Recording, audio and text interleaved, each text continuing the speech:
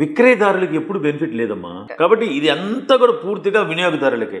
దానిలో కూడా ఈసారి ప్రత్యేకత ఏంటంటే సాధారణంగా ఏదైనా బెనిఫిట్లు వచ్చినాయి అని అంటే బాగా మధ్యతరగతి, పేద తరగతి, బిలో పావర్టీ అని ఉంటాయి సంస్కరణలు. ఇప్పుడు కూడా ఈసారి సంస్కరణలు మాత్రం బిలో పావర్టీ, దారిద్ర్య రేఖన కింద ఉండే వాళ్ళ దగ్గర నుంచి, అంటే సబ్బు పేస్టు ఇట్లా కొనుక్కోకుండా, వాడు ధనవంతుడైనా పేదవాడైనా సబ్బు పేస్ట్ కొనుక్కోకుండా జీవితం జరగదు. వాడి దగ్గర నుంచి ఆ కన్జ్యూమర్ దగ్గర నుంచి కారు కొనేవాడి దాకా మీకు మొత్తం ట్యాక్స్లన్నీ తగ్గిన దానివల్ల చాలా నిత్యావసర వస్తువులు చాలా అందుబాటులోకి వస్తాయి. వాస్తవంగా పలసరుకులు ఏవైతే ఉన్నాయో పలసరుకులన్నీ వ్యాట్ కింద ఉండేది. కానీ జిఎస్టీ వచ్చిన తర్వాత పలసరుకులంతా వ్యాట్ నుంచి తీసేశారు. అక్కడే చాలా బెనిఫిట్ వచ్చింది.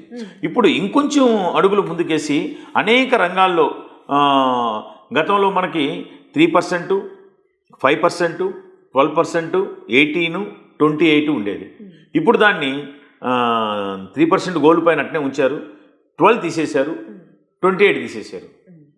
కాబట్టి 18కి వచ్చేసి ఇవన్నీ కూడా మనకి అందుబాటులోకి వచ్చినాయి. ఏదైతే లగ్జరీస్గా ఆరోగ్యానికి మంచిది కాదు, వాడకూడదని చెప్తున్నప్పుడు కూడా వాడుతున్నటువంటి టొబాకో ఉత్పత్తులు వీటిపైన మాత్రం 40% ట్యాక్స్ ప్రత్యేకంగా అది ఒక పెనాల్టీ లాగా వాళ్ళకి కొనుక్కునే దానికి వేశారు. డైలీ ఎసెన్షియల్స్ అంతకుముందు 12%, 18% ఉండేవన్నీ కూడా 5%కి వచ్చేసినాయి. అదేవిధంగా హెల్త్ ఇన్సూరెన్స్కి అయితే 0% చేశారు.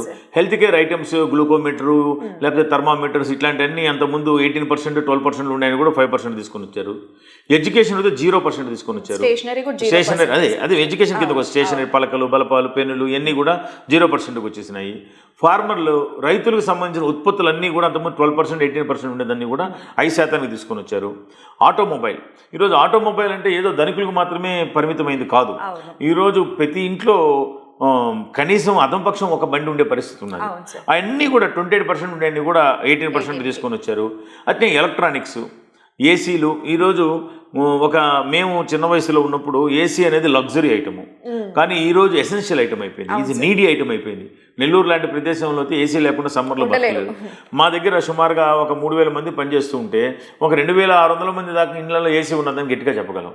కాబట్టి ఆర్థికంగా మిగతా విషయాలు ఎట్లా ఉన్నా కానీ ఎసెన్షియల్ బండి, ఏసీ, మొబైలు ఈ ఎసెన్షియల్ ముఖ్యమైన అయిపోయినాయి. కాబట్టి ఇవన్నీ కూడా మీకు 18% రావడం 28 నుంచి తప్పనిసరిగా కింద వాడి నుంచి పై స్థాయి వరకు అందరికి కూడా ఇది లాభదాయకమైందే కానీ ఎక్కడ కూడా ఇబ్బందికరమైంది కాదు.